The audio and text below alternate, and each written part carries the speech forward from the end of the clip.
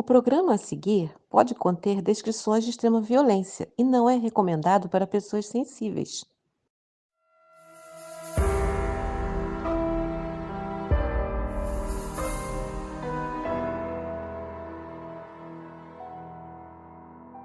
Notou alguma coisa diferente? Essa voz aí é de um apoiador do nosso podcast.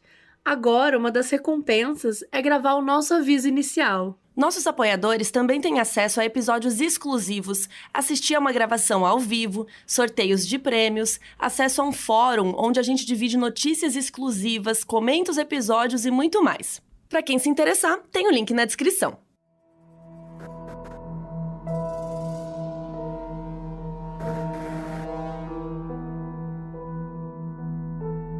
De acordo com o FBI, 460 mil crianças desaparecem a cada ano nos Estados Unidos. Se a gente pensar em nível mundial, esse número passa de 1 milhão por ano. Aqui a gente já contou várias histórias de sequestro infantil. Algumas conseguiram se livrar, como a Natasha Campuche. Outras estão até hoje desaparecidas, como a Madeleine McCann. Eu sou a Mabê. Eu sou a Carol Moreira. E hoje a história que a gente vai contar é um pouco diferente. A misteriosa morte de uma mãe e o sequestro do seu filho ajudaram a expor uma rede de mentiras e crimes de um único homem. Tem tantas reviravoltas e é tão surreal que é uma daquelas difíceis de acreditar. Essa é a história de Suzanne Sevakis, do documentário da Netflix A Garota da Foto.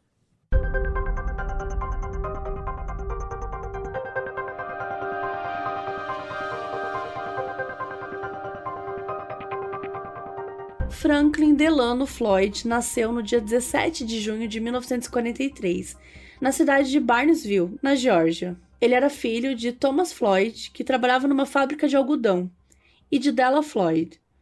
O casal teve 5 filhos, e o Franklin era o caçula. O pai do Franklin era alcoolista, e pouco depois do menino completar 1 ano, o pai morreu de insuficiência renal. Isso foi em 1944, ele tinha só 32 anos. A Della se viu viúva e sozinha aos 29 anos, tendo que cuidar de 5 crianças. Ela voltou para casa dos pais e, no início, eles ajudaram a criar os netos. Mas depois de um tempo, os avós estavam achando muito difícil e, em 46, pediram para Della ir embora com os seus 5 filhos. Por isso, ela os colocou em um lar para crianças e foi embora. E nesse lar infantil, o Franklin sofreu bastante. Ele sofria muito bullying de algumas crianças mais velhas que consideravam que ele tinha um jeito feminino. Ele até foi abusado sexualmente aos 6 anos de idade. Essas crianças que faziam bullying pegaram um cabo de vassoura e machucaram ele. Ele passou lá toda a infância e a maior parte da adolescência e não tinha nenhum amigo. Conforme as crianças iam crescendo e fazendo 18 anos, elas iam embora do lar e seguiam com a vida. Então os irmãos dele foram saindo de lá, até que só sobrou o Franklin. A última irmã que saiu foi a Dorothy, e quando ela foi embora, ela tinha 18 anos, né, e ele tinha 14, então ele ia passar mais 4 anos sozinho lá. Ele começou a entrar em muitas brigas com outros jovens, sempre roubava as coisas dos outros. Teve uma vez que ele foi pego pelos funcionários se masturbando, e eles simplesmente colocaram a mão do Franklin numa água fervendo para puni-lo. Tipo assim, absurdo. Em 59, quando o Franklin estava com 16 anos, ele ficou de saco cheio e ele fugiu do lar infantil. Ele invadiu uma casa aleatória para roubar comida. Aí conseguiram encontrá-lo e entrar em contato com a irmã dele, a Dorothy, que nessa época estava com 20 anos e morava na Carolina do Norte, já estava casada, já estava com a vida meio feita. A Dorothy e o marido assumiram a custódia do Franklin, porque senão ele acabava voltando para o reformatório juvenil. A Dorothy achou que o Franklin ia melhorar as atitudes, mas ele continuava agressivo. Então ela expulsou ele de casa depois de pouco tempo. E aí ele foi para Indianápolis para reencontrar a mãe, a Della, porque soube que ela estava morando lá. Mas quando chegou, o Franklin descobriu que a Della estava em situação de prostituição e não estava conseguindo nem se sustentar direito, quanto mais manter um filho. Ele então teve a ideia de ir para o exército, porque lá ele teria pelo menos onde dormir e uma estabilidade na vida. Só que ele era menor de idade, ele tinha 16 anos ainda. Então, a Della ajudou ele a forjar documentos falsos com os contatos lá que ela tinha e o Franklin conseguiu se alistar. Deu certo e ele chegou a passar 6 meses no exército, mas aí descobriram que ele era menor de idade e que os documentos eram falsos e ele foi dispensado. E quando ele voltou para Indianápolis, a Della não estava mais lá. Então, sozinho no mundo, o Franklin começou a rodar o país sem rumo. O Franklin começou a roubar para ter como sobreviver. No início dos anos 60, ele estava na Califórnia e ele invadiu uma loja de departamento para roubar uma arma. O alarme da loja tocou, a polícia chegou super rápido e começou um confronto. O Franklin acabou sendo baleado no estômago e ele foi mandado para uma cirurgia de emergência e conseguiu sobreviver. Então ele foi mandado para um reformatório juvenil por 1 ano e saiu de lá em 61 sob liberdade condicional com 17 anos. Alguns meses depois, ele violou a condicional e viajou para o Canadá. E como ele tinha completado 18 anos, então dessa vez ele foi preso mesmo. Em 62 ele foi solto e ele se mudou para Atlanta e conseguiu um emprego no aeroporto de lá. E daí em junho desse mesmo ano, ele cometeu um crime muito mais grave. Ele sequestrou uma menina de 4 anos numa pista de boliche, levou ela para uma floresta perto dali, a agrediu e a abusou sexualmente.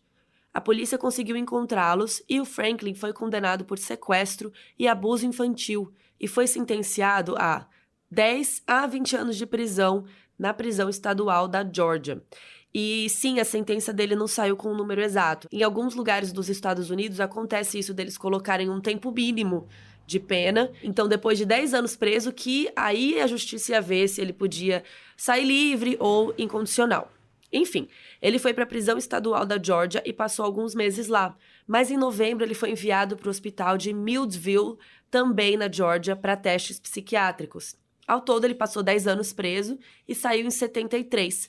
E aí ele tinha que se reportar para o agente de condicional dele. E quando chegou a hora do encontro, claro, né, sumiu. Ele ficou foragido e ninguém sabia onde ele estava.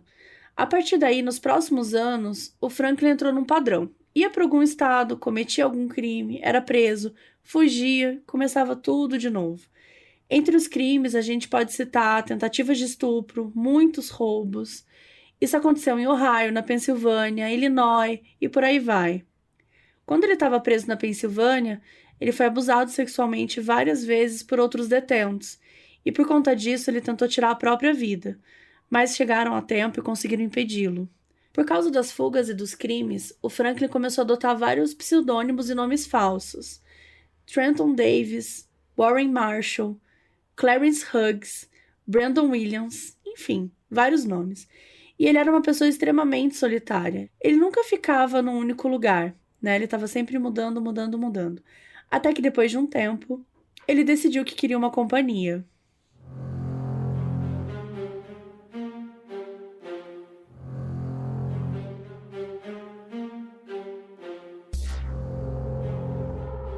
Em 74, a vida do Franklin ia cruzar com a de uma mulher chamada Sandra Frances Brandenburg. A Sandra nasceu em 1950 e morava na Carolina do Norte.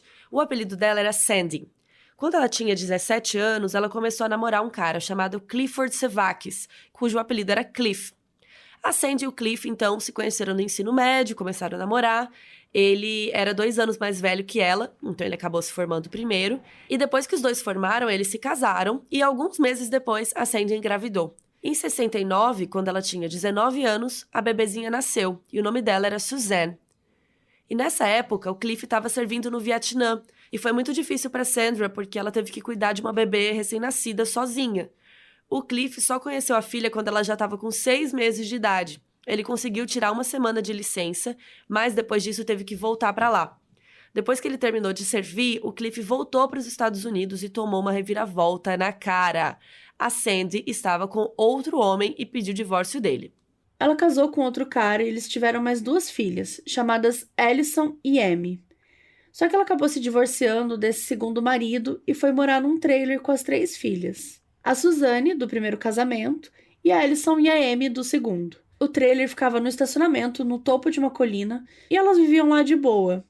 Só que em 74 veio um tornado, o trailer foi derrubado e, gente, não deu pra salvar nada. Tudo foi destruído. Foi muito triste. A Sandy ficou muito abalada e ela acabou desenvolvendo transtorno de estresse pós-traumático. E ela foi com as meninas procurar ajuda no serviço social, porque ela não tinha condições de cuidar das filhas, né? Ela estava muito mal. E aí o pessoal do serviço social ficou com as crianças. O serviço social ligou para o Cliff, afinal, né, ele era pai da Suzanne, Só que falou pra ele que as 3 irmãs eram muito próximas e que o ideal era não separar as 3 garotas, né? Então eles queriam alguém que pudesse cuidar das 3. E na época o Cliff tinha 20 e poucos anos, morava com os pais e estava desempregado. Ele não ia ter condições de cuidar das 3 crianças, então ele falou pro serviço social que não ia dar pra ele. Depois de entregar as filhas, ela foi para a igreja, rezar e chorar. E foi lá que o encontro aconteceu. O Franklin Floyd estava lá na Carolina do Norte naquela época, com seus 31 anos. Ele se aproximou dela, perguntando o que tinha acontecido e se ela precisava de ajuda. E disse que o nome dele era Brandon Williams, que era o nome falso que ele usava na época. E ele falou que Deus mandou ele ali para ajudar a Sandy. Ela contou tudo o que tinha acontecido e o Brandon, nome falso dele, ele falou que ia ajudá-la a tomar conta das filhas e eles começaram a namorar. Com um mês de namoro, eles se casaram. As 3 meninas foram morar com eles e os 5 se mudaram para Dallas, no Texas. Nessa época, a Suzanne já tinha 5 anos, a Alison tinha 3 e a Amy tinha 2. Depois que todo mundo foi morar junto, o comportamento do Franklin começou a mudar. Ele passou a ser grosso e violento com a Sandy, andava com uma faca o tempo todo. E quando ela se mostrava insatisfeita, ele tocava na faca e falava: "Você acha mesmo que você vai me deixar?" Ou seja, né, ficava ameaçando ela o tempo todo. E ela nunca deixava, porque ela tinha medo do que ele podia fazer. Um tempo depois, em 75, a Sandy foi fazer algumas compras e ela pagou usando um cheque sem fundo. O pessoal lá da loja percebeu, chamou a polícia e ela ficou presa por 1 mês. E nesse tempo, as meninas ficaram sob o cuidado do Franklin. Mas quando ela saiu da prisão e voltou para casa, adivinha só? Ele tinha sumido com as meninas. Simplesmente ele tinha sequestrado as crianças e desaparecido no mundo. E ela ficou desesperada e imediatamente foi na delegacia. E quando ela contou tudo lá, eles falaram que como ela e o Franklin eram casados, isso era um assunto civil. Então, que ela tinha que resolver com ele. Eles não consideraram sequestro. Enfim, ela ficou puta, né? E começou a brigar, tá? Os policiais botaram ela pra fora da delegacia e ela ficou completamente desamparada. E depois de alguns dias, a Alison e a Amy apareceram num orfanato ali perto. O Franklin tinha as deixado lá. Então a Sandy foi lá, conseguiu vê-las de novo, mas a Suzanne ainda estava desaparecida.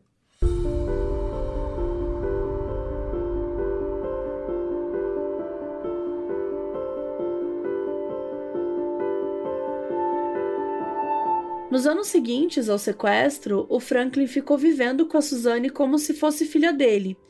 E nesses anos todos, ele abusava dela sexualmente. Não se tem muita informação sobre a vida deles nessa época, até chegar mais ou menos em 84. Já fazia 9 anos que ela tinha sido sequestrada. Nessa época, eles estavam vivendo em Forest Park, na Geórgia, e a Suzanne foi fazer ensino médio numa escola de lá. O Franklin, nessa época, estava usando o nome de Warren Marshall, e a Suzanne era Sharon Marshall. Ela estava com 15 anos. Lá no colégio, ela chamava muita atenção, porque ela era muito bonita, muito inteligente.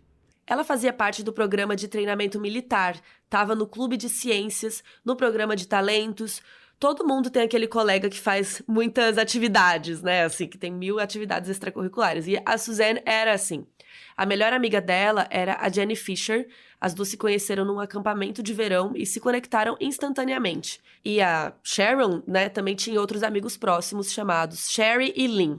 A galera que a Sharon andava, né, Sharon e Suzanne, eles eram os mais excluídos, o pessoal que curtia artes e que estavam cagando pro que os outros pensavam deles. Ela não tinha muito interesse naquela galera popular, assim. Por exemplo, o Lynn, que era amigo dela, né? Ele sofria bastante bullying, a galera era super homofóbica, e ela tava ali sempre defendendo ele. Os amigos amavam a Sharon, que é a Suzanne, mais do que tudo. A única coisa que eles achavam estranho era o pai dela.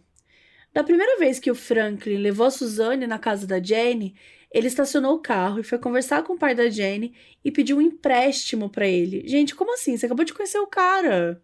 O pai da Jenny recusou, né, óbvio. E ele achou um absurdo, né? Tipo, o cara fazer um pedido desse, sendo que ele não tinha intimidade nenhuma. Então foi uma péssima primeira impressão. A Suzanne contou pra Jenny que a mãe dela tinha morrido num atropelamento quando ela estava na 2ª série. E desde então, ela meio que cuidava do pai. Então ela que fazia o jantar, ela estava o tempo todo dando satisfação para ele. Era uma relação de muita possessividade, né? Pela forma que a Jenny via, que era uma relação estranha. Ela não podia receber ligações, ela dizia para os amigos para ligar só se avisassem antes e se soubessem que ela estava em casa. Ela em si podia ligar para qualquer um, só que o ruim era receber ligação. E assim, gente, quando o pai chegava em casa, ela ficava agitada, ela desligava o telefone, falava que tinha que ir embora logo, sabe? Tipo, ela mudava totalmente. Então, os amigos achavam isso estranho, né? Eles tinham razão. Teve uma vez que a Sharon convidou a Jenny para dormir na casa dela, algo que nunca acontecia. E a Jenny queria muito, e a mãe dela deixou e levou ela até lá. E aí elas estavam conversando no quarto, se preparando para dormir, quando a Sharon abriu a gaveta e a Jenny viu que ela tinha uma lingerie super sexy. E ela levou um susto. E ela disse que o pai dela comprava algumas coisas dessa para ela, que ela guardava porque era bonito e tal. E a Jenny achou super estranho, mas, né, seguiu a vida, foram se trocar e tal. Na hora que as duas estavam só de calcinha, o Franklin, né, que era conhecido como Warren, ele apareceu e entrou no quarto segurando um revólver na mão. Ele estava gritando e perguntando o que elas estavam fazendo. E a casa deles não tinha portas, eram só cortinas que separavam os cômodos, então era bem fácil ele ficar entrando e saindo. A Jenny levou um susto e como ela estava semi-nua, ela se escondeu, né, se tapou ali com as mãos, ficou super envergonhada. O Franklin ficou rindo alto e tal, saiu e falou assim: eu vou voltar. E a Jenny achou a risada dele super maligna. A Suzane deu uma risadinha de nervoso e falou: o pai tá só zoando, fica tranquila. E elas se vestiram e o Franklin cumpriu a promessa. Ele voltou e ele voltou com uma arma.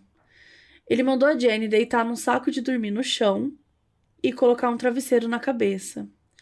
Então, ele abusou sexualmente da Suzane na frente da amiga dela. A Jenny ficou completamente apavorada, né? Imóvel, sem reação nenhuma. E depois que terminou tudo, o Franklin saiu e ninguém falou nada pelo resto da noite. Na manhã seguinte, a Jenny, né, nem tinha conseguido dormir direito, ela estava tremendo, ela estava com muito medo. E quando ela estava indo embora, a Suzane abraçou ela e falou assim: o papai é assim mesmo, eu tô bem, você tá bem, só deixa pra lá. Isso só mostra o tanto de controle que ele tinha, né, sobre a Suzane. O tanto de controle, de pavor, de terror. Porque, olha isso, é uma criança que está sendo abusada há anos, né? E forçada a chamá-lo de pai, forçada a entrar nessa narrativa de que ela tem um outro nome. É uma situação que ela é refém, que ela é a vítima, e ela ainda tá nessa situação aqui consolando a Jenny, porque a Jenny tá apavorada, porque ela viu o que ela tá passando. Só que como a Suzane vive isso diariamente, né? Ela, como uma vítima, tá naquela situação de controle, não consegue sair, ela só quer que a Jenny não fale nada pra ninguém, né? Que não dê um problema, que não aconteça uma situação em que ela possa sofrer mais ainda, né? A Jenny, obviamente, ficou com muito medo e ela nunca falou nada pra ninguém. Então ela passou anos traumatizada só por ter presenciado essa cena. O tempo foi passando e em 86, a Sharon, Suzanne, se formou no colégio. O sonho dela sempre tinha sido fazer uma faculdade da Georgia Tech para estudar engenharia aeroespacial. E ela não foi só aprovada, como conseguiu uma bolsa integral. E no dia que soube, ela ligou para Jenny super feliz e contou como ela estava empolgada.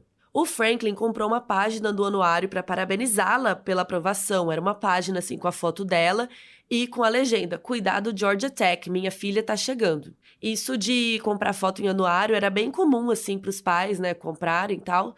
Só que geralmente a pessoa colocava uma foto dos filhos ou bebê ou uma foto de criança. E a foto da Sharon, Suzanne, destoou bastante, porque o Franklin colocou uma foto meio sexualizada dela, meio fazendo um carão, assim, e todo mundo achou meio estranho. Mas o importante é que a Suzane estava super feliz que ela ia para a faculdade. Até que uma coisa aconteceu. Um dia ela ligou para Jenny chorando muito, falando que estava grávida. A Jenny ficou em choque, chorou junto com ela e perguntou o que ela ia fazer. A Suzane explicou que ela ia ter o bebê e depois ia colocar para adoção, porque ela não tinha condições de ser mãe. E ela falou também que não ia mais poder ir para a faculdade, porque o pai dela não ia deixar. A Jenny falou que não, que ela precisava ir, porque ela era super inteligente, porque era o sonho dela. E daí a Suzane respondeu: mas alguém tem que cuidar do papai. Poucos dias depois, a Suzane ligou de novo para Jenny, dizendo que ela e o pai estavam indo embora para o Arizona, para ela ter o bebê e entregar para adoção. E depois disso, nenhum amigo nunca mais teve notícias dela.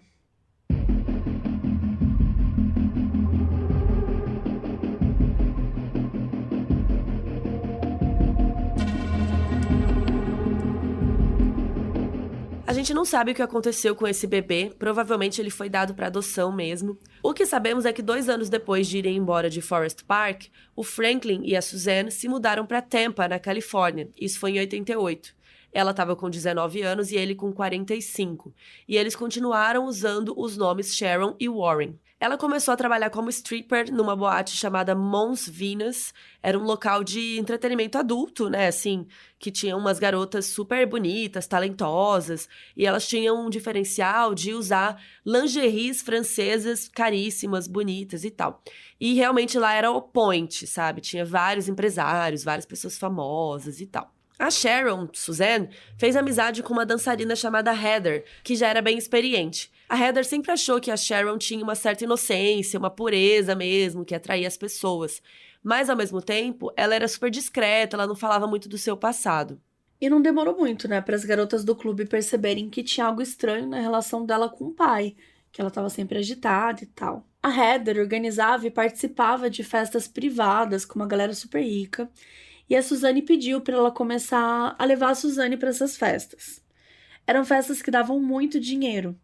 A Heather dançava 3 músicas, não fazia lap dance, não fazia nada assim, nem ninguém encostava nela, e ela ganhava até $1.000. Então era muito dinheiro para ela, assim. Era uma grana que fazia muita diferença. E aí ela levou a Suzanne numa festa e ficou cada uma, né, fazendo o seu corre e tal. Até que chegou um homem pra Heather e falou: "Olha, vai lá no banheiro buscar a Sharon, ela precisa ir embora agora." A Heather foi ver o que estava acontecendo e quando ela chegou lá, a Suzanne estava oferecendo serviços sexuais por $50 por pessoa.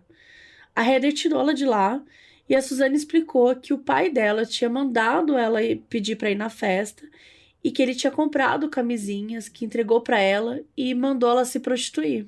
E, gente, a Heather obviamente achou aquilo um absurdo. Tipo, como que o pai pode fazer isso com a própria filha? No momento em que a Suzanne e o Franklin se mudaram para Tampa, ela estava grávida dele, depois de tantos abusos sexuais.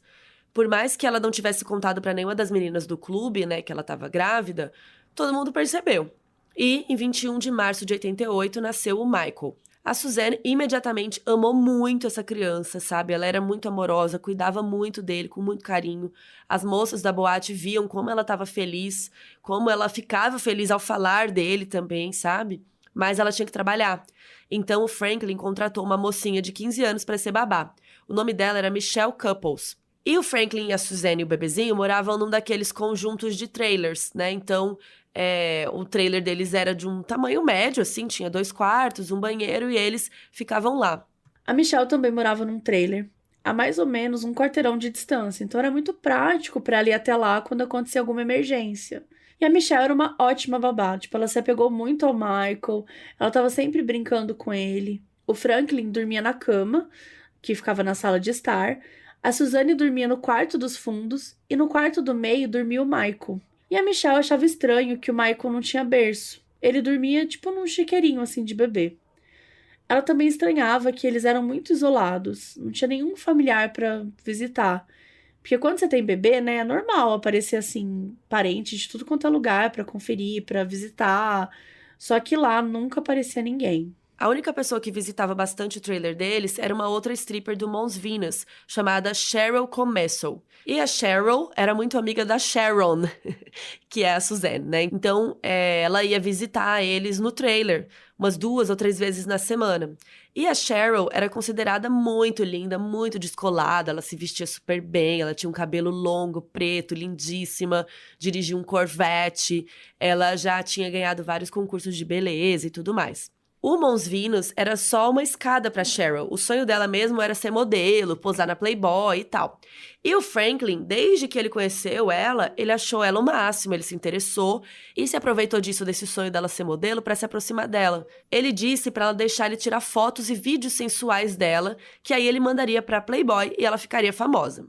Ele levou a Cheryl e a Suzanne na praia e gravou um vídeo das duas, sem a parte de cima do biquíni, meio que ela se divertindo, correndo e sendo carismática assim pra câmera. Uma vez a Michelle tava de babá, até a noite assim. E ela e o Franklin ligaram a TV para assistir uma luta que estava passando. Aí o Franklin colocou uma fita para poder gravar a luta. Só que era a mesma fita onde estava esse vídeo da praia. A Michelle viu alguns segundos assim e ela reconheceu a Suzanne e a Cheryl. Ela achou perturbador, né? O pai gravar a própria filha assim, tipo, super sexualizada, as duas sem a parte de cima do biquíni. E o Franklin tirou a fita super rápido. Ele começou a ficar agitado e falou assim: puta merda, isso não é nada, era só uma brincadeira. Nunca fale disso com ninguém. A Michelle então ficou toda sem saber como agir. Ela falou: tá bom, já deu meu horário, deixa eu ir. E ela foi embora. Enquanto isso, a Heather soube pelas meninas da boate que a Cheryl estava se aproximando muito do Franklin. E ela ficou preocupada e mandou a Cheryl se afastar desse cara. E foi aí que a Cheryl contou do vídeo. Disse que o Franklin queria transar com ela, mas que ela recusou. E que daí ele ficou super violento com ela. E a essa altura, toda a boate estava fofocando, porque a Cheryl tinha aparecido com várias marcas. Um hematoma na bochecha, um olho roxo, marcas no pescoço. E a Heather queria proteger ela do Franklin, né? Porque ele estava completamente obcecado, ficava ligando, querendo falar com ela, querendo saber o sobrenome dela, onde o pai dela morava. E toda vez que ele ligava, a Heather atendia e dizia que ela não estava lá. Ela fez o possível para manter os dois separados. Até que um dia o Franklin decidiu ir até a boate. Quando a Heather estava saindo, ela viu o Franklin no carro e a Cheryl estava do lado de fora, assim, de frente, assim, para a janela do motorista. E os dois discutiram muito. O Franklin até gritou que ia matá-la. Quando ouviu isso, a Heather chegou lá, interviu e tal, mandou ele deixar ela em paz. O Franklin ficou tão puto que ele deu uma guinada no carro, meio que deixando entendido, né, que ele queria acelerar e atropelar ela. Só que a Heather abraçou a Cheryl e foi embora de lá com ela. Ela acompanhou até o carro da Cheryl e esperou ela ir embora, achando que agora ia ficar tudo bem. Só que não foi o que aconteceu. Essa foi a última vez que ela viu a Cheryl.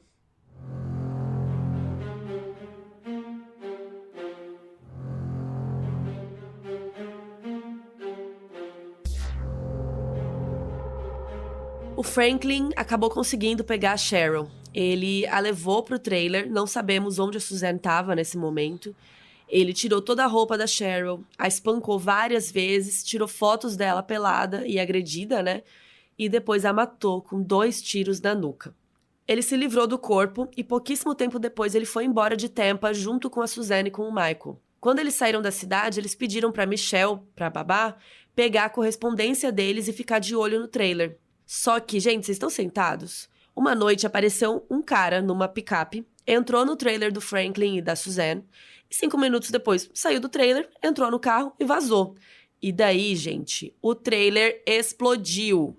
O pessoal da vizinhança ficou comentando que o Franklin contratou alguém para queimar o trailer, né, e se livrar de qualquer evidência contra ele. E para o Franklin não era suficiente fugir. Ele tinha um plano que, assim, caso a polícia se desse conta do sumiço da Cheryl e fosse atrás dele, elas iam procurar um homem com a filha e o neto. Então, de novo, ele mudou a configuração da própria família. Ele mudou para o Alabama. Ele e a Suzanne pegaram novos nomes, que eles encontraram numas lápides lá. O nome dele seria Clarence Hughes e o dela seria Tonya Hughes. E eles foram para Nova Orleans e eles se casaram. Assim, é bizarro pensar tudo isso que a Suzanne passou. Mas depois de tudo isso, ele ainda fez a Suzanne se casar com ele. Tipo, é um cara nojento, é um cara desprezível.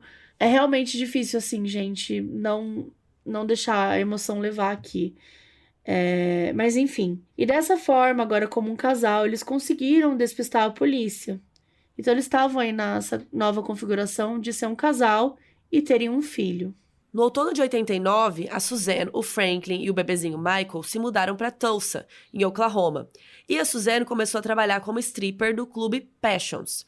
Ela ficou muito amiga de uma outra dançarina de lá que se chamava Karen Parsley. E as duas eram as mais novas das mulheres que trabalhavam ali, então elas acabaram ficando muito amigas. E elas eram super estudiosas também. A Karen estava fazendo faculdade e a Suzanne não podia, mas ela estava sempre lendo muito, ela adorava aprender sobre tudo, assim. O Michael, nenezinho, já estava com quase 2 anos e ele era tudo para Suzanne. Ela falava dele o tempo todo no trabalho. Ela era super amorosa. E à medida que a Karen foi se aproximando dela, ela começou a perceber umas coisas estranhas que estavam rolando. ela conheceu o Franklin, que estava com o nome de Clarence. E a Karen achou ele bem fechado, assim, bem quietão.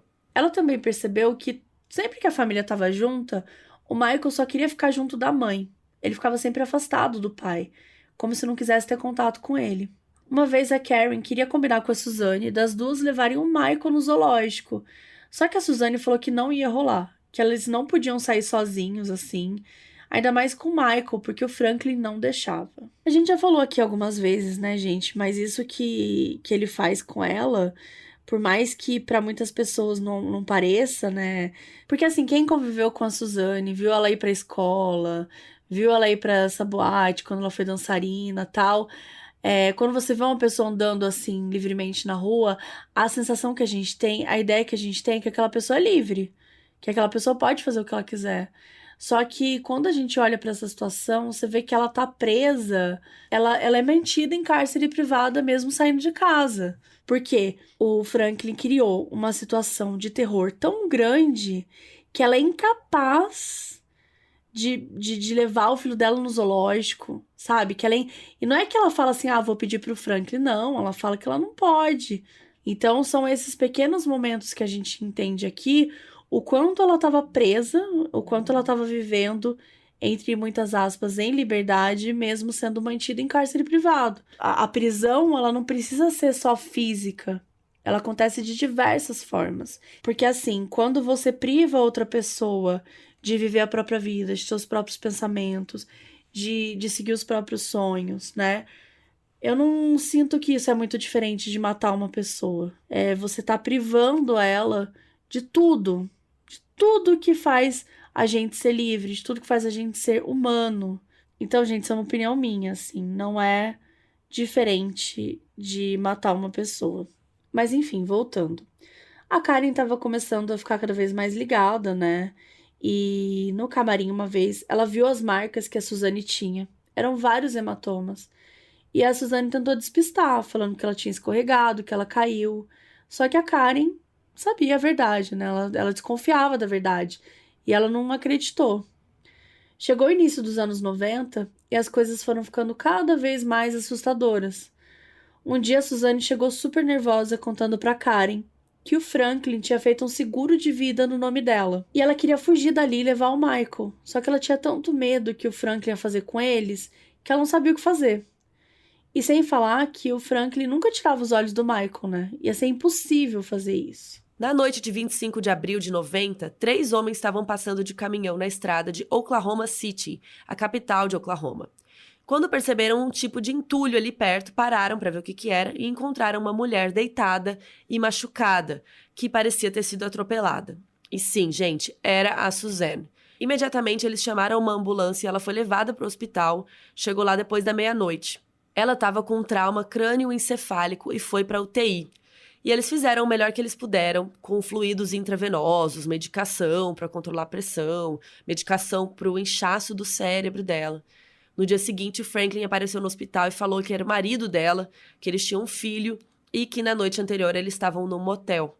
Lembrando que não é motel no mesmo sentido aqui do Brasil, né? De sei lá, né? De dar uns rolezinhos. É esses hotéis que ficam na estrada, né? Tipo aqueles hotéis térreos, assim. Tipo o do Bates Motel, sabe? Eles chamam isso de motel. Enfim, o Franklin disse que ela tinha saído na noite anterior para comprar mantimentos. Ele acabou dormindo enquanto esperava ela voltar. Quando eles encontraram ela realmente estava com mantimentos de mercado.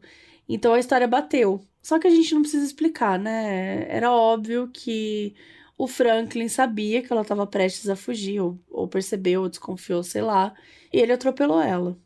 A polícia definiu que foi um daqueles atropelamentos hit and run, né? Então, assim, alguém atinge o hit e run, que é o correr. A pessoa foge sem prestar o socorro.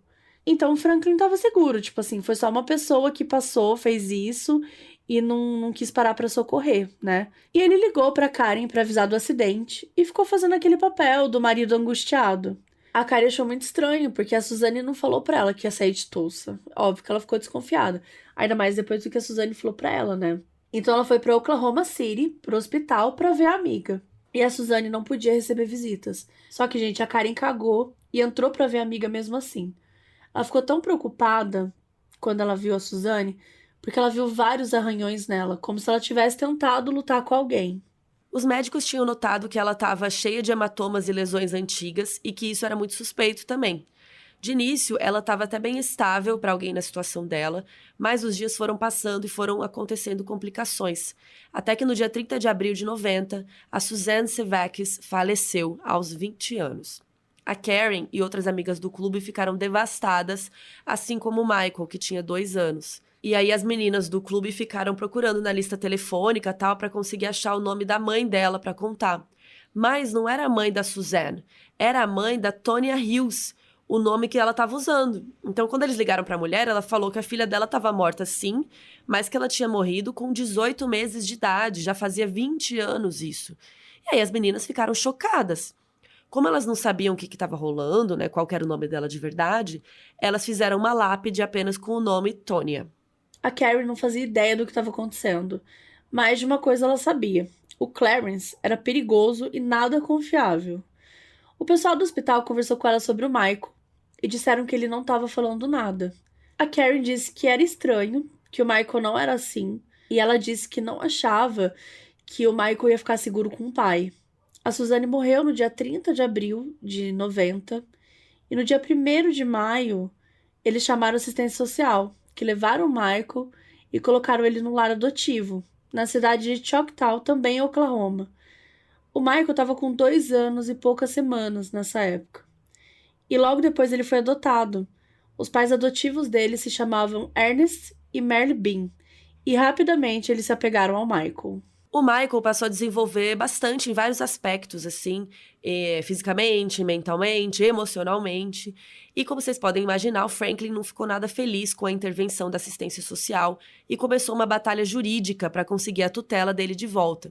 Ele dizia que o Michael tinha um lar saudável com ele, que se em algum momento ele foi negligente, foi porque ele estava passando por um momento de fraqueza muito forte com a morte da esposa, mas que ele nunca deixou de cuidar do filho. Também disse que os pais adotivos estavam envenenando a cabeça da criança, dizendo para ele toda noite que o Franklin era uma pessoa ruim, mas não adiantou nada disso, ele continuou sem a tutela.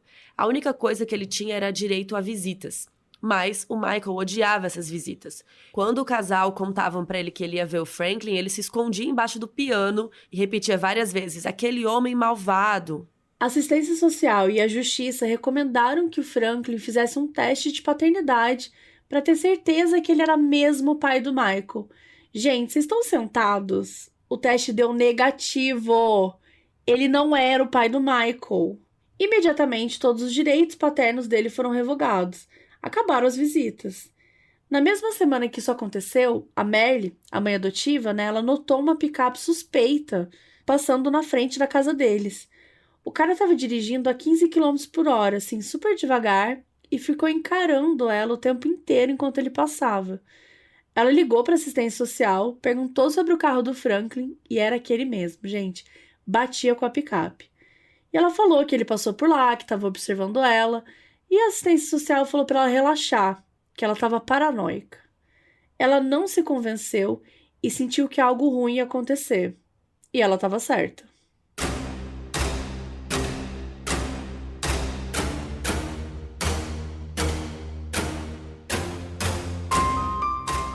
No dia 12 de setembro de 1994, já fazia 4 anos e alguns meses que o Michael estava morando com a Merle e o Ernest. Ele já estava com 6 anos.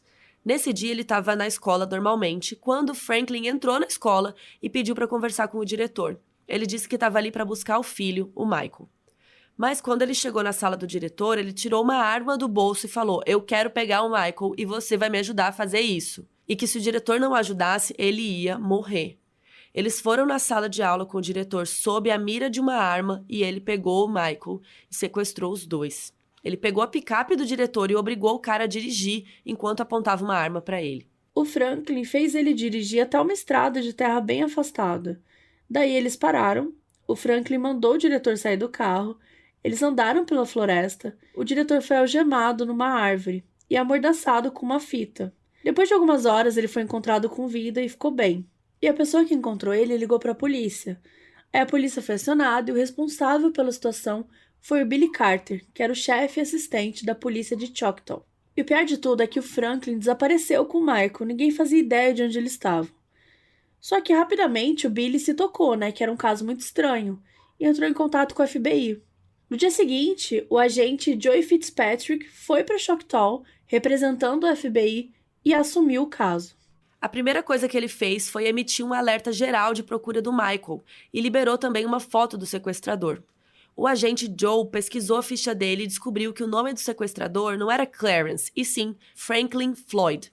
Ele conseguiu descobrir porque quando a Suzanne morreu, ele tinha tentado pegar o dinheiro do seguro de vida que fez para ela, mas o número do seguro social que ele usou, na verdade, pertencia a um homem chamado Franklin Floyd. Ou seja, né, que o nome de verdade dele era esse. E agora que eles sabiam que Clarence era um nome falso, eles descobriram outros nomes falsos dele, como Warren Marshall. Daí puxaram a ficha criminal dele e descobriram todos os crimes que o Franklin cometeu durante todas essas décadas.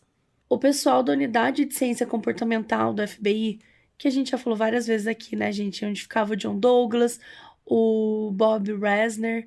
Então, a gente conhece bem essa unidade. Os agentes dessa unidade falaram pro agente Joe que ele tinha mais ou menos uma semana para encontrar o Michael, porque depois disso, o Franklin provavelmente se cansaria dele e iria matá-lo. Então, eles estavam correndo contra o tempo, né, para tentar impedir que uma tragédia acontecesse. O America's Most Wanted, que é aquele programa, né, que mostra as pessoas procuradas e tal, chegou a fazer um episódio especial sobre isso.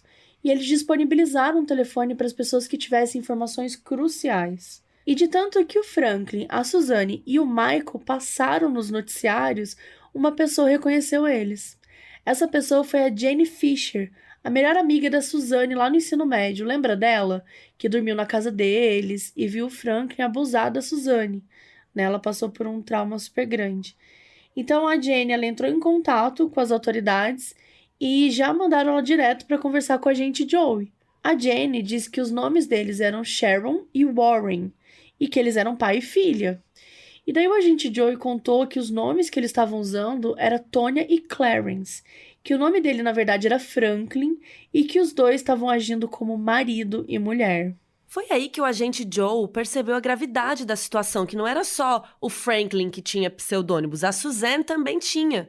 E descobriram que esses nomes específicos, Tonya e Clarence, eram de pessoas que já tinham morrido e também descobriram sobre o período deles em Tampa. Um dos investigadores conseguiu encontrar um cara que foi vizinho do Franklin em Oklahoma nos anos 70. E esse vizinho tinha uma foto do Franklin e da Suzanne juntos, ela com uns 5 ou 6 anos de idade. Os agentes do FBI da Unidade de Ciência Comportamental analisaram a foto e disseram que tinha os padrões de uma criança abusada, porque a Suzanne estava triste, ela não sorria, ela estava com um olhar bem distante. E essa foto, além de todas as outras informações, vão estar em modusoperandipodcast.com, que é o nosso site. Cada episódio tem um episódio também lá no site para você clicar, ver fotos, ler matérias e tudo mais. Enfim, os detetives aí se tocaram de uma coisa. Se a Suzanne morreu com 20 anos em 1990, ela tinha nascido em 69 ou 70. E nessa época, o Franklin estava preso, então não teria como ele ter sido o pai dela. Como ele tinha histórico de sequestro, o agente Joe inferiu que ela também tinha sido sequestrada quando criança. E isso a gente já sabe que é verdade. O Franklin manteve a Suzanne sequestrada por mais de 15 anos. Então eles ficaram com medo, né, que o mesmo pudesse acontecer com o Michael também. Que os dois desaparecessem, né, e que ele nunca mais voltasse. Mas o agente Joey bolou um plano muito bom.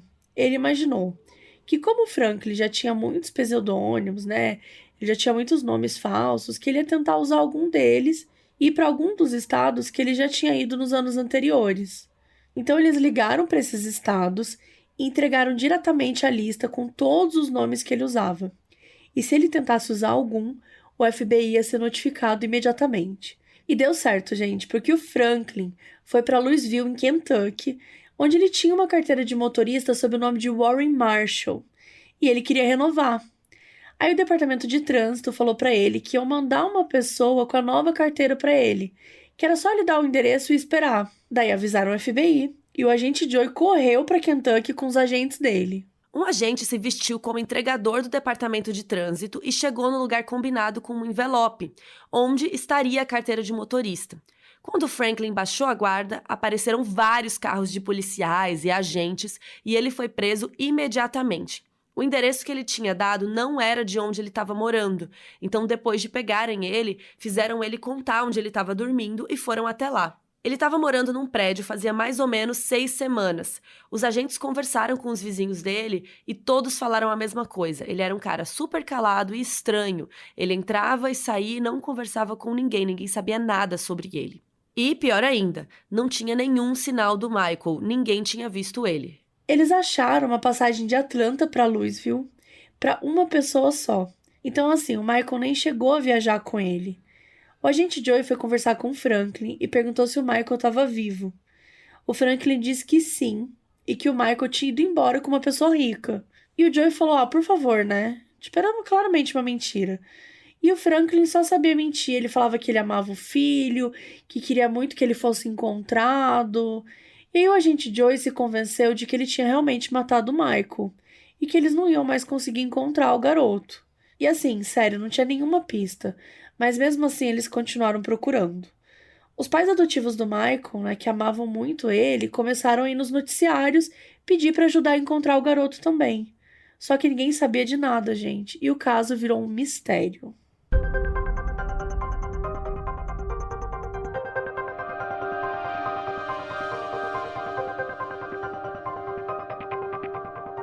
Enquanto procuravam o menino, o pessoal também foi montando a acusação para o julgamento.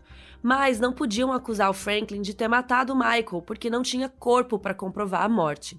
Chamaram 2 advogados super cabulosos que decidiram fazer a acusação no sequestro, além de vários outros crimes menores, tipo roubo de carro, uso de arma de fogo durante o roubo, e essas coisas adicionavam 5 anos na sentença. E o crime de usar a arma durante o sequestro adicionava 25 anos. O julgamento aconteceu e o Franklin decidiu fazer o que é chamado de defesa híbrida. Ele tinha advogados, mas ele também era um dos próprios representantes. Vocês já viram alguma coisa parecida com isso por aqui, né? O Ted Bundy, por exemplo, foi um desses que quis se defender também. O pessoal da acusação achou uma boa sacada dele, porque isso dava ao Franklin mais tempo de fala, mais tempo contando a própria versão, do que só sendo chamado para testemunhar. Ele focou toda a defesa dele em falar que ele amava muito Michael, que ele nunca faria isso. Só que a acusação tinha a melhor testemunha de todas, que era Jane Fisher, a melhor amiga da Suzanne no ensino médio. E quando ela abriu a boca pra contar, gente, o dia que ela passou, né, que ela dormiu na casa deles, todo mundo ficou chocado. Os advogados do Franklin ficaram desesperados, porque eles não contavam com essa testemunha. E o próprio Franklin nem soube o que responder. E no fim, o Franklin Floyd foi condenado a 52 anos de prisão pelo sequestro do Michael Hughes, sem a possibilidade de condicional. O Franklin tinha 51 anos de idade e ele foi mandado para a prisão imediatamente. Mesmo com o Franklin preso, é claro que o FBI continuou investigando para achar vestígios do Michael. E em 1995, eles conseguiram um elemento importante. Encontraram a picape do diretor da escola que o Franklin tinha roubado naquele sequestro. Na parte de baixo da picape tinha um envelope colado com várias fotos de garotas nuas, incluindo fotos da Suzanne desde quando ela era pequena. Mas também tinham outras garotas lá, e uma delas era a Cheryl Comesso. Lembra dela? Ela era stripper em Tampa, junto com a Suzanne e tal, e o Franklin se aproximou dela e a matou depois que ela não quis nada com ele. Encontraram as fotos que ela estava toda ferida, que ele tinha batido nela, que ela estava nua, né? Mas nesse ponto da história, o FBI não fazia ideia de quem era Cheryl, enfim, ela nem tinha aparecido na história. E nas fotos, gente, dava pra ver que ela tinha marcas de biquíni. Então a gente Joe listou os estados ensolarados, né, e com praia que o Franklin tinha ido e pediu para que os escritórios desses estados verificassem a lista de casos não resolvidos. E aí deu match com a Flórida. E o pessoal de lá contou que eles tinham encontrado um crânio, ele estava em decomposição numa floresta próxima a uma estrada, e eles tiveram que ficar escavando por 4 dias até encontrar o corpo inteiro, além de umas joias e umas roupas também. Quando o crânio foi examinado, eles encontraram 2 buracos de bala na nuca e um osso quebrado sob um dos olhos. Então estava claro que tinha sido um homicídio, só que eles não conseguiram identificar de quem era o corpo. Em março de 95, quando o pessoal do FBI mandou as fotos da Cheryl, eles analisaram tudo e eles viram que as roupas eram as mesmas que eles tinham encontrado. Então eles foram atrás dos registros dentários e conseguiram identificar que sim, aquela pessoa era Cheryl Comesso. Comprovada que aquela era Cheryl, já havia ligação entre a morte dela e o Franklin, porque as fotos estavam na picape que ele estava usando. Mas ainda precisavam de mais um argumento bom para a acusação, e conseguiram. Os agentes conversaram com a galera de Tampa e conseguiram as informações de tudo que rolou lá, que a gente já contou aqui. E lembra da babá do Michael, a Michelle Couples, que estava sempre na casa do Franklin, lá no trailer, né? Ela que viu aquele vídeo suspeito da Cheryl e da Suzanne na praia e tal. Pois bem, a polícia mostrou as fotos para Michelle, que não só confirmou que aquela era a Cheryl, como confirmou que o colchão onde ela estava sendo agredida era o colchão da casa do Franklin. Ela ia lá todos os dias da semana, então ela sabia reconhecer exatamente, porque era um colchão tipo sofá-cama na sala. Então tinha a decoração da sala em volta, tinha as almofadas, ela reconheceu tudo. E aí tudo pronto, então Franklin Floyd foi acusado de matar a Cheryl Comessel. Ele já estava condenado por 52 anos, mas agora a gente está falando de um crime capital, né, assassinato. Então isso poderia resultar na pena de morte. E era isso mesmo que a acusação queria. E como vocês sabem, né, gente, a pena de morte é uma coisa muito complexa. Ela envolve muita burocracia e o julgamento com essa finalidade também, tem toda uma burocracia. Os restos mortais da Cheryl foram encontrados em 95 e o novo julgamento só aconteceu em 2002. Então, Franklin já estava preso há 7 anos, com 59 anos de idade, mas rolou lá o julgamento e ele foi condenado e foi mandado para o corredor da morte. E por um lado, o pessoal da investigação ficou com um senso de vitória, porque era o que eles queriam que acontecesse. Só que por outro lado, eles ainda estavam angustiados, porque eles não conseguiram encontrar o Michael e eles nem conseguiram identificar quem era a Suzanne. E aí o caso foi dado como não resolvido, tal, e todos os envolvidos foram, né, seguir com a vida. O agente Joey acabou se aposentando pouco tempo depois, e ele levou esse sentimento com ele, assim, porque dos 27 anos que ele trabalhou no FBI, o paradeiro do Michael e a identidade da Suzanne foram os 2 únicos casos que ele não conseguiu resolver. Mas essa história não ia ficar assim por muito tempo.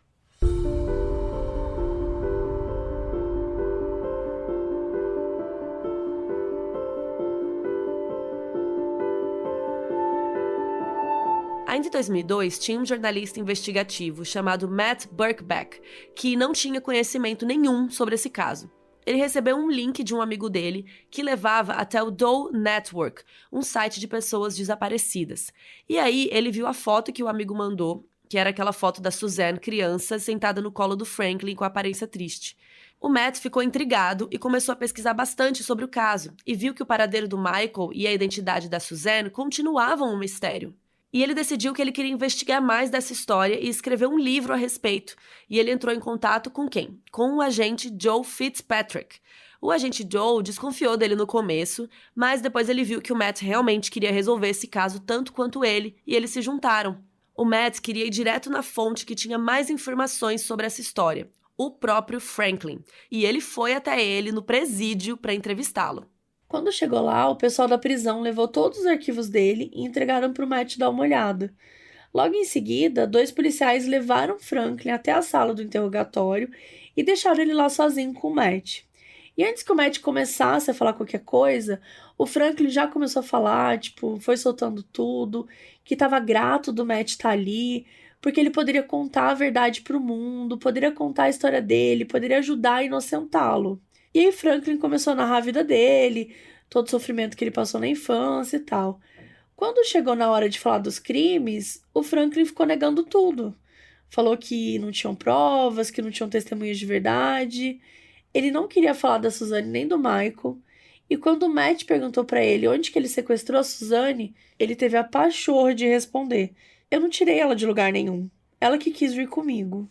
No fim, o Matt não conseguiu nenhuma informação extra sobre os crimes e coube a ele terminar o livro com o conteúdo que ele tinha. Em 2004, então, foi lançado o livro A Beautiful Child, contando a história desse mistério. O livro foi um sucesso, o Matt foi na televisão falar sobre o caso, saiu em várias notícias e tudo mais. E o livro chamou a atenção de 2 sites, o Doe Network, que a gente já citou, e o Web Sleuths, que também tinha essa pegada de tentar achar pessoas desaparecidas. Rapidamente se estabeleceu uma investigação meio amadora com várias pessoas na internet tentando decifrar pistas. E o Matt recebeu vários e-mails, pessoas mandando casos antigos de crianças desaparecidas, falando: "Olha, será que é essa menina aqui que foi sequestrado e tal. E eles conseguiram até umas boas pistas, mas a grande chance de descobrir a verdade veio só um tempo depois, quando chegou um e-mail perguntando: o DNA da filha dela ajudaria? Sim, gente, vocês estão sentados? A Suzane teve uma filha. Em 89, a Suzane e o Franklin foram num escritório de Nova Orleans querendo entregar um bebê para adoção. Ela estava na fase final da gravidez, mas como eles já tinham Michael, eles também não tinham dinheiro para cuidar de outra criança.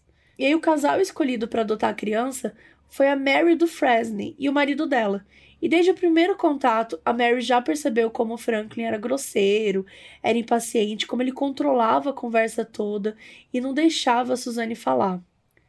Depois de 6 semanas, a Suzane deu à luz e a bebezinha foi chamada de Megan. E a Mary e o marido estavam lá no hospital, eles acompanharam o parto e tudo, e a bebê já foi entregue para eles. Quando a Suzane estava repousando, né, a Mary entrou no quarto e perguntou se ela queria ver a bebê, mas a Suzane falou que não. Então eles levaram a Megan para casa e nunca mais viram eles. Quando a Suzanne faleceu, supostamente atropelada, a Mary soube pelo noticiário. E quando a Megan cresceu mais, ela contou pra ela sobre a mãe biológica, que ela tinha falecido e tal. E aí, muitos anos depois, lá em 2005, a Megan estava no 3º ano do ensino médio, quando a tia dela, a irmã da Mary, descobriu o livro do Matt e leu sobre todo o inferno que foi a vida da Suzanne. E aí ela falou do livro pra Mary, que falou pra filha, pra Megan, e a Megan ficou muito mal de saber tudo que a mãe biológica dela acabou passando. E a Mary até ficou refletindo, né, por que a Suzanne não se abriu pra mim, né, anos antes, quando a gente tava sozinha lá no quarto do hospital. Por que ela não pediu ajuda? Por que ela não pediu pra fugir do Franklin, né? Só que é complicado, né, pensar isso, porque, como a Mabê falou mais cedo, né, a menina tava numa situação de praticamente um cárcere, né? Só que muito assim, dentro da cabeça dela, né? O cara devia ficar falando um monte de coisa na cabeça dela, ela morria de medo, né? Ele tinha uma arma, ele vivia estuprando. Então não dá pra julgar, né? Porque pensa na cabeça dessa menina, né? Enfim. Em 2011, a Megan decidiu fazer um teste de DNA para ver se encontrava outros parentes biológicos. Ao saber que a Suzane tinha uma filha, ele pegou o resultado positivo do teste e mandou para o Centro Nacional para Crianças Desaparecidas e Exploradas e pediu ajuda para poder descobrir a identidade da Suzane. Quem assumiu o caso foi a Ashley Rodrigues, que era gerente de casos forenses aí desse centro. Ela entrou em contato com a agente Joy e eles decidiram agir juntos. E o que eles fizeram? O Franklin ainda estava no corredor da morte. A pena não tinha sido executada. Então a Ashley e o Joey convocaram 2 agentes assim cabulosos do FBI para ir lá entrevistar o Franklin mais uma vez e tentar descobrir tudo. Os nomes deles eram Scott e Nate. Eles tinham 3 focos: descobrir quem era a Suzane, lembrando, gente, que até aqui eles só sabiam da Sharon, né? Que o nome dela era Sharon, mas sabiam que não era o nome verdadeiro dela, só que não tinham informação nenhuma. A segunda coisa que eles queriam descobrir era se o Franklin matou ela. E a terceira era o que houve com o Michael. O que tinha acontecido com o garoto? Quando chegaram, o Franklin nem deixou eles se apresentarem. Ele achou que os 2 eram advogados dele e passou 45 minutos discursando em pé sobre como ele era inocente e tudo mais. Foi aí que interromperam ele e falaram que eram agentes do FBI e o Franklin levou um susto e perguntou o que eles queriam. E eles falaram que queriam reabrir o caso do Michael e o Franklin falou que ele queria era que fechassem o caso. O Nate começou a falar que o Franklin tinha que admitir que ele queria que o Michael fosse a nova Suzanne dele, que ele queria mantê-lo prisioneiro por anos, e o Franklin disse que não, começou a chorar, e daí o Scott começou a bater várias vezes na mesa e perguntar como o Franklin matou o Michael. E ele continuava chorando, dizia que não matou, mas o Scott insistiu tanto que o Franklin soltou do nada. Dei 2 tiros na nuca para que fosse rápido.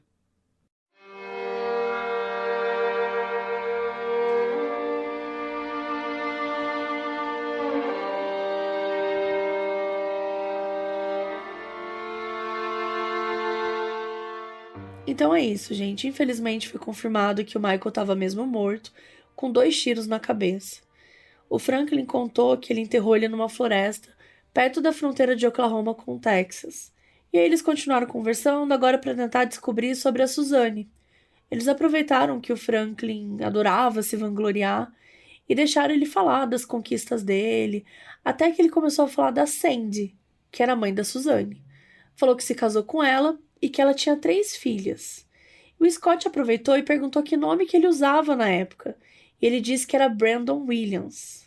E daí o Scott ainda perguntou o nome das filhas, e especialmente sobre a mais velha.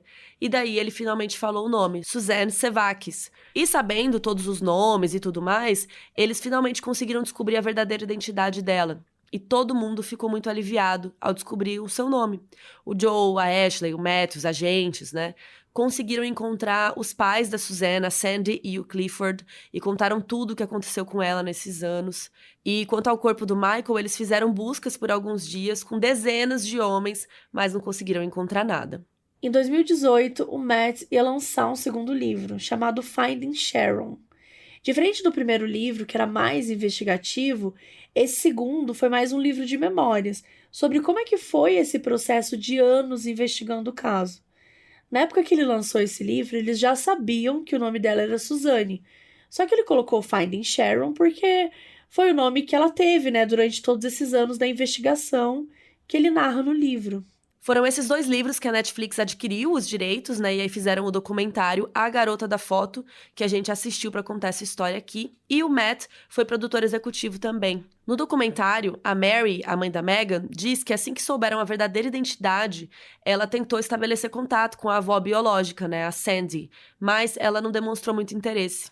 Depois dessa descoberta, o Matt conversou com a Megan e eles tiveram a ideia de trocar a lápide da Suzanne, porque estava escrito só Tonya.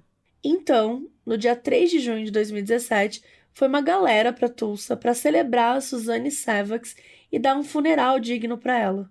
Foi todo mundo, os amigos do colégio, o agente Joey, a amiga Karen que fez a lápide antiga. No final, o FBI conseguiu descobrir finalmente quem era a garota da foto e toda a sua história tão triste. No mesmo ano, a Megan teve um bebê e decidiu chamá-lo de Michael, em homenagem ao irmão que ela perdeu. Franklin Floyd está vivo até hoje. Aos 79 anos, ele continua no corredor da morte. Até onde se sabe, ele tirou 3 vidas, mas arruinou dezenas delas. Agora, ele não pode mais machucar ninguém.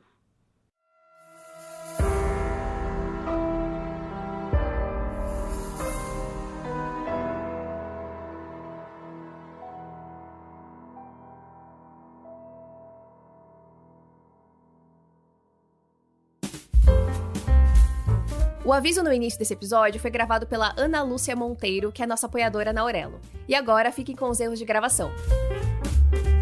Mas em novembro foi enviado para o hospital de Mildeville.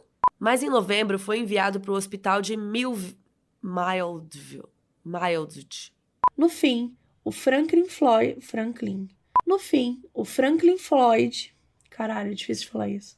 E no fim, o Franklin... Caralho! Nossa, Nath, força pra você, viu? Porque eu tô aqui em prantos.